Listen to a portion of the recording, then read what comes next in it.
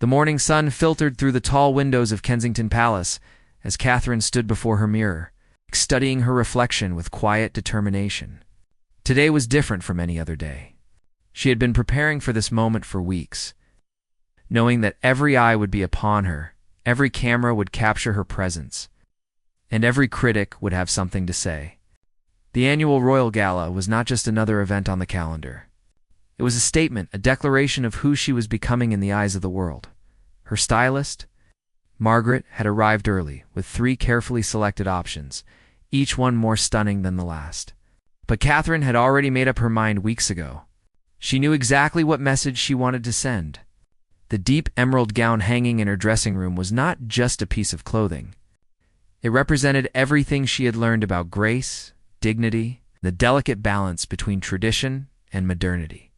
The silk fabric caught the light in ways that seemed almost magical, and the subtle embroidery along the hem told a story of British craftsmanship at its finest. As Margaret helped her into the gown, Catherine felt the weight of expectation settling on her shoulders. She had come so far from the young woman who once felt overwhelmed by royal protocol and constant scrutiny. Those early days seemed like a lifetime ago now. She remembered the stumbles, the awkward moments when she wasn't sure which fork to use or how deeply to curtsy.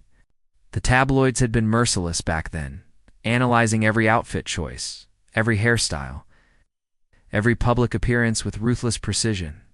But Catherine had learned. She had studied. She had transformed herself without losing the essence of who she truly was. The gown fit perfectly, hugging her figure in all the right places while maintaining the elegance expected of someone in her position. Margaret stepped back, tears forming in her eyes. In all her years of dressing royalty, she had never seen anyone wear a garment with such natural grace. Catherine turned slowly, watching the fabric move with her, creating waves of shimmering green that seemed to dance in the morning light. She added the diamond earrings that had belonged to her husband's grandmother, a subtle nod to the past while firmly standing in the present. Her makeup was flawless, but understated. She had learned that less was always more when it came to royal appearances. Her hair was styled in soft waves that cascaded over one shoulder, elegant yet approachable. She looked every inch the future queen. Yet there was something accessible about her, something that made people feel connected to her, despite the vast difference in their circumstances. This was her gift, the quality that had won over millions of hearts around the world. She could be both extraordinary and relatable, regaled yet warm. As she descended the grand staircase, her husband waited at the bottom, his face breaking into a genuine smile of admiration. He had seen her in countless gowns over the years, but something about today was different. There was a confidence in her stride, a knowingness in her eyes that spoke of a woman who had fully embraced her destiny. He offered his arm, and together they walked toward the waiting car that would take them to the gala. The security detail fell into formation around them, but Catherine barely noticed. Her mind was focused on the hours ahead, on the hundreds of people she would meet, the conversations she would navigate, and the impression she would leave on everyone who saw her. The drive through London gave her time to center herself. She watched the city pass by, the familiar landmarks that had become such an integral part of her life. She thought about the journey that had brought her here, the ordinary girl from Berkshire who had somehow found herself on the path to becoming queen. It still seemed surreal at times, like a fairy tale that couldn't possibly be real. But it was real.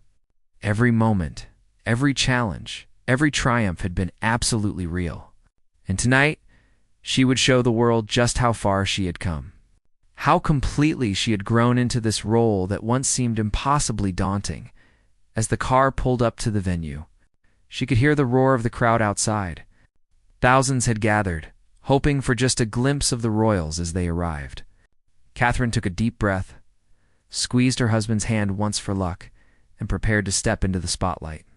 The door opened, and the flash of cameras exploded like lightning. This was her moment. This was what she had been preparing for all morning, all week, all these years. She emerged from the car with perfect poise, her emerald gown catching every light, every camera, every awestruck gaze. The crowd fell silent for just a moment, stunned by what they were seeing, before erupting into applause and cheers that echoed through the London streets. Catherine moved along the red carpet with practiced grace, pausing at precisely the right moments for photographs. She had learned the subtle art of positioning herself so the cameras captured her best angles, while making it all look completely natural and effortless. Her smile was genuine, reaching her eyes in a way that no amount of training could fake. She had discovered over the years that the secret to connecting with people through photographs was simple authenticity. When she smiled, she thought of something that truly made her happy, usually her children or a funny moment from earlier in the day. The fashion reporters lined the barriers, frantically scribbling notes and whispering into their recording devices. Within minutes, social media would explode with commentary about every detail of her appearance. The color choice, the designer, the jewelry, the hairstyle, even the shade of her nail polish would be analyzed and debated by millions. Catherine had learned not to read the comments anymore. Early in her royal life, she had made the mistake of looking at what people wrote about her online. The criticism had stung, especially when it felt personal or unfair.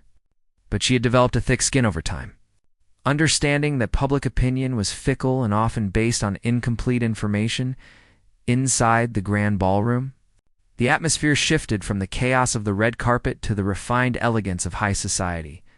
Crystal chandeliers hung from soaring ceilings, casting warm light over tables dressed in white linen and adorned with elaborate floral arrangements. The guest list read like a directory of the world's most influential people. Politicians, celebrities, business leaders, and philanthropists had all gathered for this annual celebration of British culture and charity. Catherine navigated the room with the ease of someone who had attended hundreds of such events, greeting dignitaries with appropriate formality while making each interaction feel personal and meaningful. She approached a group of elderly war veterans who had been invited as guests of honor. Their faces lit up as she drew near, and she spent several minutes listening to their stories with genuine interest. This was another quality that set Catherine apart. She never appeared rushed or distracted during conversations. She gave people her full attention, asking thoughtful questions and remembering details that she would reference in future meetings. One veteran, tears in his eyes, told her she reminded him of another elegant royal lady from decades past. Catherine took his weathered hand in both of hers and thanked him for his service, her sincerity unmistakable. The evening progressed through multiple courses of exquisitely prepared food. Catherine ate sparingly, knowing from experience that royal gowns and large meals were not compatible. She engaged in conversation with those seated around her, discussing everything from environmental initiatives to new educational programs for underprivileged children. Her knowledge on various subjects often surprised people. She had made it her mission to be well informed about the causes she supported, refusing to be merely a figurehead who showed up for photo opportunities. She wanted to make a real difference, to use her platform for genuine good in the world. Between courses, guests mingled and networked. Catherine found herself surrounded by a group of young women who worked in various charitable organizations. They were nervous at first, unsure of how to address her or what topics were appropriate for discussion. But Catherine quickly put them at ease with her warm manner and down-to-earth conversation style. She asked about their work, their challenges, their hopes for the future. She shared some of her own experiences and offered encouragement. By the time the conversation ended, the young women were beaming, inspired and energized by the encounter. This was the Catherine effect that people talked about. The ability to make everyone feel valued and heard. The moment everyone had been waiting for arrived.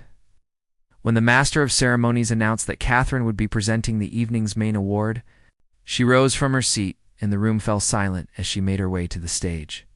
Every step was captured by cameras, every movement analyzed by those watching. She climbed the stairs with perfect poise, her gown flowing behind her like water. At the podium, she adjusted the microphone and began to speak. Her voice was clear and confident, without any hint of nervousness.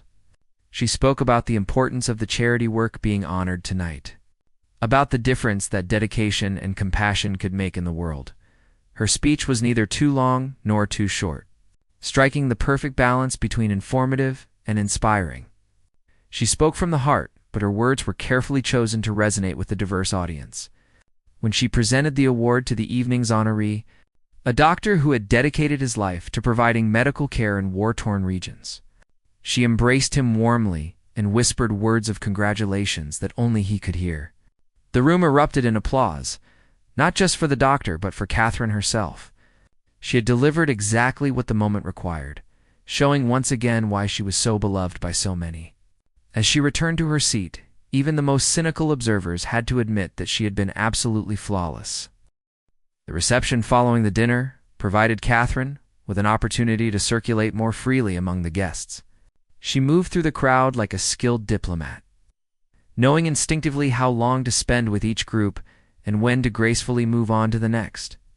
Her training had been thorough, but much of what she did now came from years of experience and natural intuition.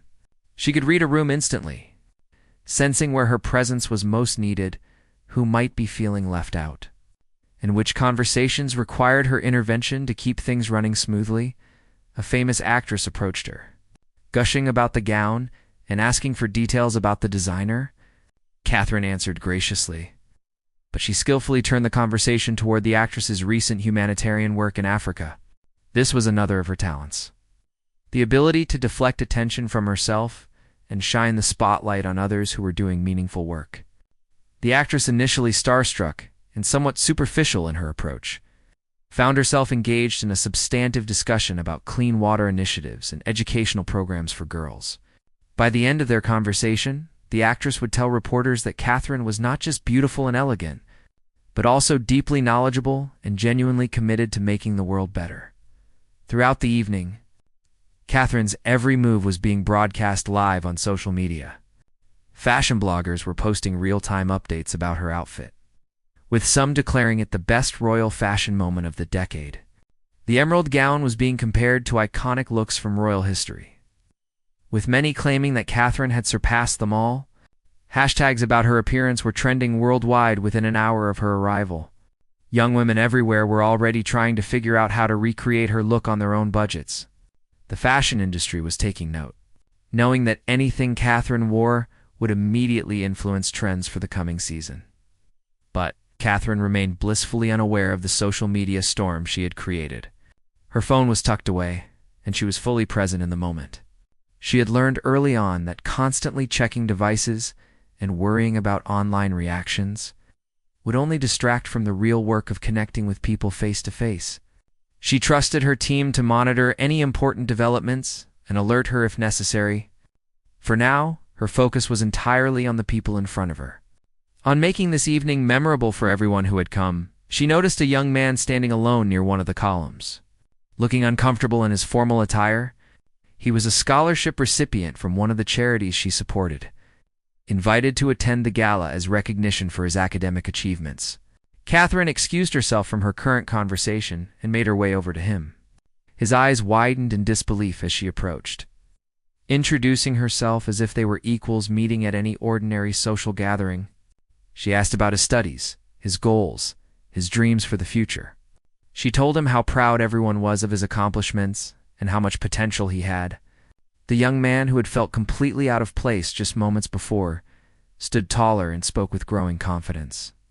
This brief interaction would change his life, giving him the self-belief to pursue opportunities he had previously thought were beyond his reach. As the evening wore on, Catherine showed no signs of fatigue despite having been in heels for hours. She continued to smile, to engage, to represent her country and her family with unwavering grace. A small orchestra had begun playing, and dancing commenced in the adjoining ballroom. Her husband found her and led her to the dance floor for the traditional opening waltz. Every eye in the room watched as they glided across the polished marble floor, moving together with the ease of long practice and genuine affection.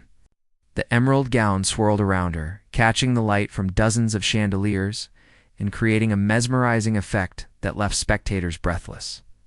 Photographers captured image after image, knowing these would be the photographs that defined the entire evening. In the days to come, these pictures would appear on the front pages of newspapers around the world. They would be analyzed by body language experts, praised by fashion critics, shared millions of times across social media platforms. But in that moment, Catherine was simply dancing with her husband, enjoying a brief respite from the demands of the evening. She rested her head briefly on his shoulder, and he whispered something that made her laugh, a genuine, unguarded sound of pure joy. When the dance ended, the applause was thunderous. Catherine curtsied to the assembled guests, a gesture that was both humble and regal. She had achieved what she set out to do. She had represented her position with dignity and style. She had connected with people on a human level while maintaining the mystique, the elegance that the public expected from royalty. As she left the dance floor, even the most hardened critics had to acknowledge what had become increasingly obvious over the years. Catherine was not just playing the role of a future queen. She had become one in every sense of the word, earning her place through dedication, hard work, and an authentic desire to serve. The evening stretched past midnight, but the energy in the ballroom showed no signs of waning. Catherine excused herself briefly to check on things behind the scenes, a habit she had developed over the years. While most guests never saw this side of royal events, she made it a point to thank the staff who worked tirelessly to make everything run smoothly. She found the catering manager in the service corridor looking exhausted but satisfied. Catherine thanked him personally for the exceptional work his team had done. Remembering his name from previous events and asking about his daughter who was studying medicine, the manager was visibly moved by her thoughtfulness. Later telling his team that this was why he felt honored to work royal events despite the long hours and intense pressure, she checked in with her security detail, making sure they were comfortable and had access to food and water. Many royals treated security personnel as invisible, but Catherine had always made a point of acknowledging them as people doing a difficult job. She learned their names, asked about their families, and showed genuine appreciation for their dedication. This was not calculated or performative. It was simply who she was, someone who believed that every person deserved respect and recognition regardless of their position. Her security team would have taken a bullet for any royal they were assigned to protect. But for Catherine, they would have done so gladly, without hesitation, because she treated them with dignity and kindness. Returning to the main ballroom, Catherine was intercepted by a journalist from a major international publication who had been granted a brief interview. The journalist, a woman known for her tough questions and skeptical approach, had expected to find the polished public persona, but nothing more. Instead, she found herself disarmed by Catherine's genuine warmth and thoughtful responses. When asked about the pressure of constant public scrutiny, Catherine answered honestly about the challenges while emphasizing the incredible privilege of her position. She spoke about using her platform to highlight important causes and the responsibility she felt to make a positive difference. The journalist, who had written critical pieces about the monarchy in the past, left the interview with a completely different perspective. As the evening drew toward its conclusion, Catherine participated in one final, important moment. The charity auction featured several exclusive items, including a private tea with her at the palace. The bidding was fierce, the final amount reaching an astonishing figure that would fund an entire year of operations for a children's hospital. Catherine personally thanked the winning bidder, a tech entrepreneur who had made his fortune in renewable energy. She promised to make the tea a genuinely enjoyable experience rather than a stiff, formal obligation, and she meant it. She had hosted similar events before, and guests always left amazed by how relaxed and personable she was in private settings. Throughout the auction, Catherine remained engaged, applauding for successful bids and showing visible excitement when particularly meaningful items garnered strong support. She understood that her reactions influenced others, that her enthusiasm encouraged people to give more generously. This was another aspect of her role that she had mastered over time: the delicate art of inspiring charitable giving without appearing to beg or manipulate. People wanted to impress her, wanted to earn her approval, and she used this dynamic to benefit worthy causes without ever seeming calculating or mercenary. The final moments of the evening brought one last surprise. A children's choir from one of the schools she patronized had been waiting to perform a special closing number. Catherine had known they were coming, but she had kept it secret from most of the guests to preserve the element of surprise. When the children filed onto the stage in their neat uniforms, the room buzzed with appreciation. They sang beautifully, their young voices filling the grand ballroom with hope and innocence. Catherine watched them with obvious emotion, her eyes glistening as she listened to their performance. This was what it was all about, she thought. Not the glamorous gowns or the glittering jewels or the flashbulbs of cameras. It was about these children and thousands like them, who deserved every opportunity to succeed and thrive. When the performance ended, Catherine was the first on her feet, leading a standing ovation that lasted several minutes. She went to the stage and spoke with each child individually, complimenting their performance and asking them about their favorite subjects in school. The children were shy at first, but her genuine interest quickly put them at ease. She posed for photographs with them, kneeling down to be at their level rather than towering over them in her formal attire. These photographs showing Catherine surrounded by beaming children, her emerald gown pooled around her as she knelt on the stage, would become some of the most shared and beloved images of the entire evening. As the guests began to depart, Catherine and her husband stood by the exit, personally thanking everyone for coming and for their generous support of the evening's charitable causes. Her feet were surely aching by this point, and she had been in the public eye for nearly 8 hours. But nothing in her demeanor suggested fatigue or impatience. She gave each departure the same attention and warmth she had given each arrival. This consistency, this unwavering commitment to excellence, regardless of the circumstances, was perhaps her greatest strength. She never phoned it in, never gave less than her absolute best, never allowed herself to be anything other than completely present and engaged. The car ride back to the palace was quiet, a welcome contrast to the noise and energy of the gala. Catherine finally allowed herself to relax, slipping off her heels and sighing with relief as her feet touched the cool floor of the vehicle.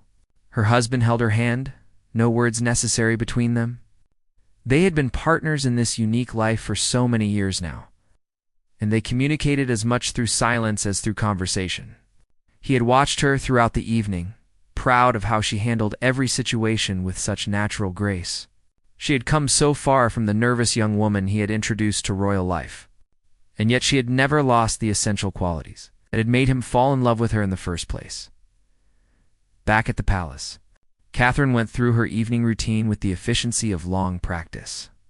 The beautiful emerald gown was carefully removed and handed to Margaret, who would ensure it was properly stored for future display in the royal archives.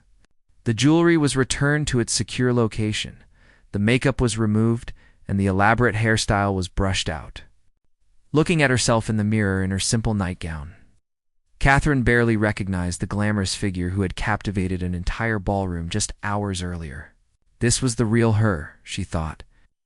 This ordinary woman with tired eyes and slightly smudged mascara that the makeup remover had missed, but she also knew that the poised, elegant figure in the emerald gown was equally real. She had learned to be both, to move between these different versions of herself, without losing her core identity.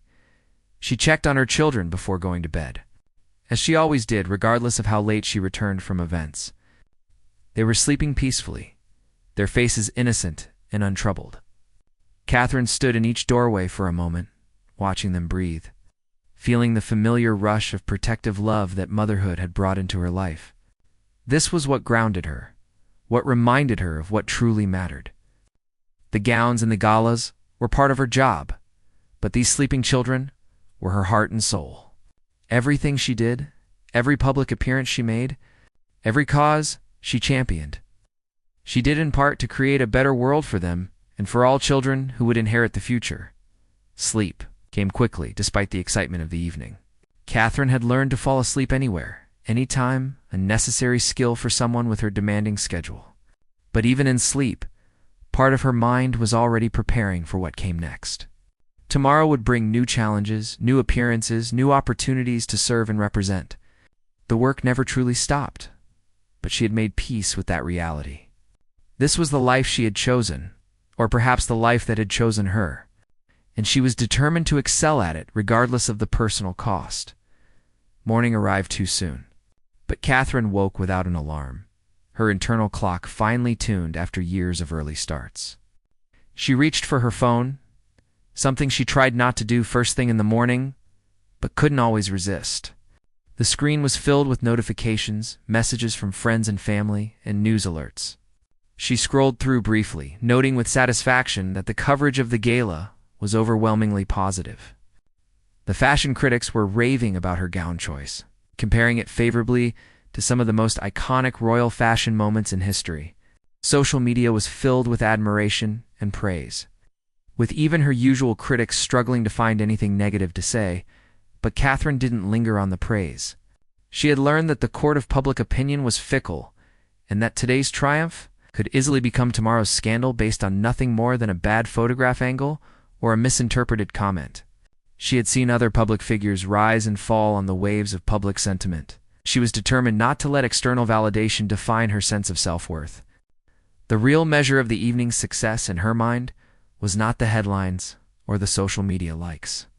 It was the money raised for charity, the connections made, the causes advanced, and the people inspired.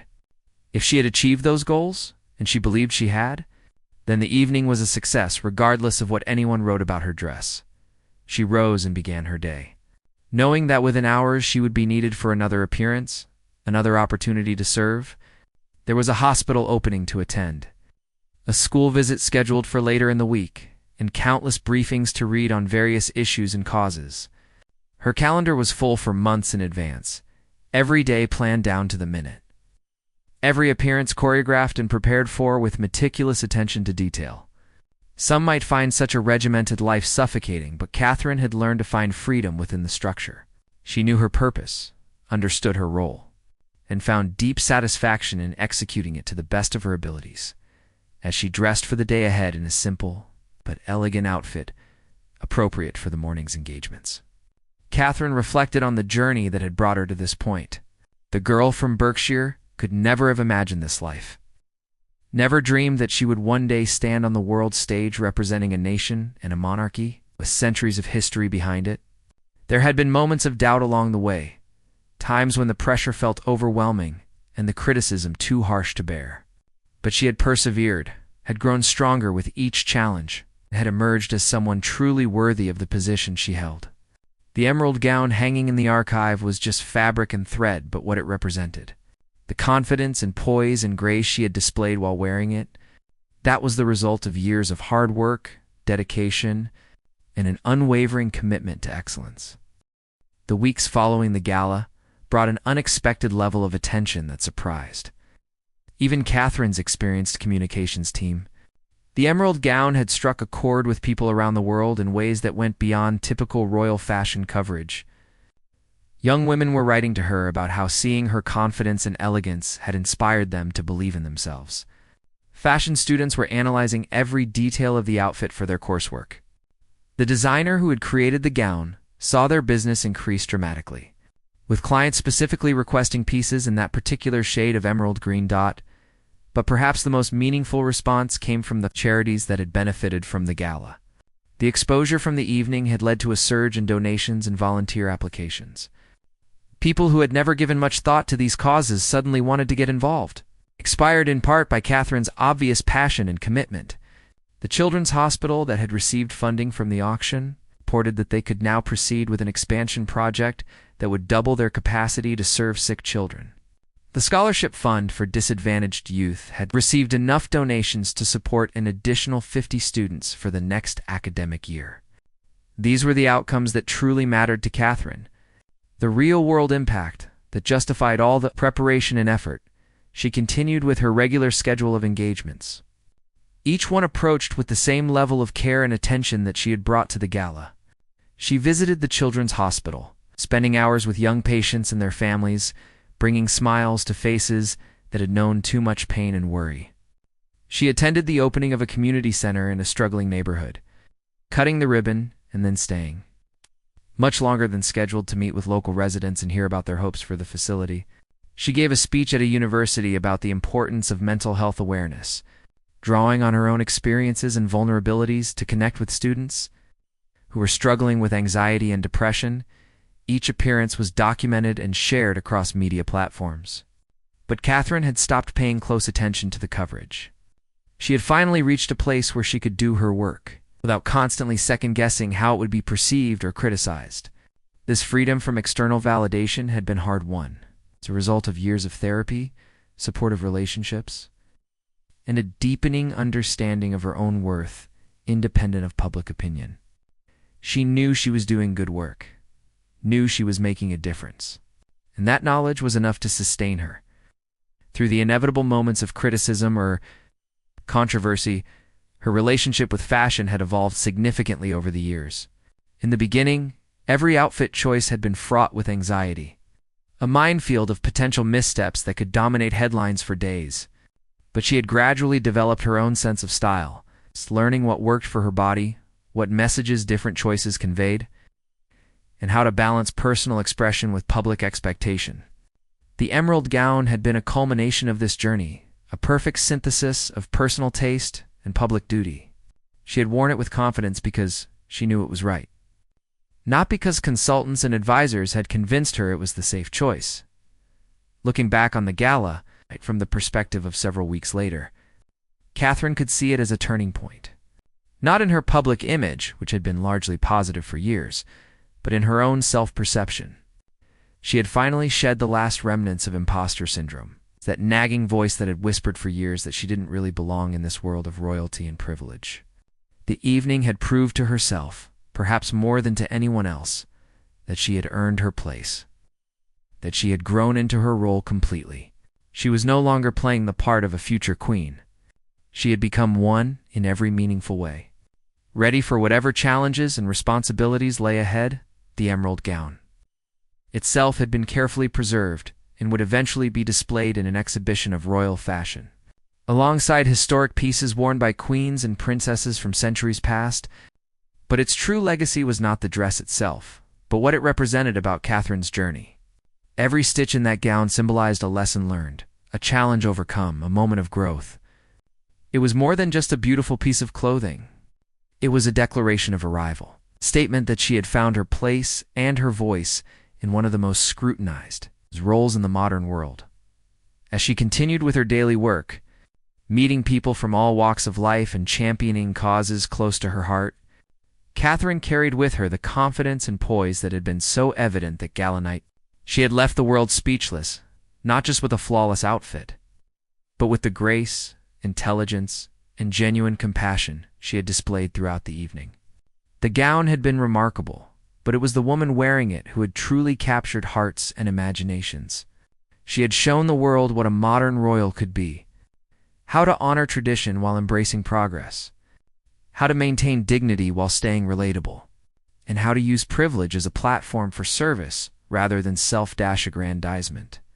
The future stretched before her, filled with both opportunities and challenges. There would be more galas, more public appearances, more moments when the world's eyes would be upon her. But Catherine faced that future with calm assurance, knowing that she had the strength, grace, and dedication to handle whatever came her way. The girl from Berkshire had become the woman the world admired, not through luck or circumstance alone, but through years of hard work, personal growth, and an unwavering commitment to being worthy of the trust placed in her.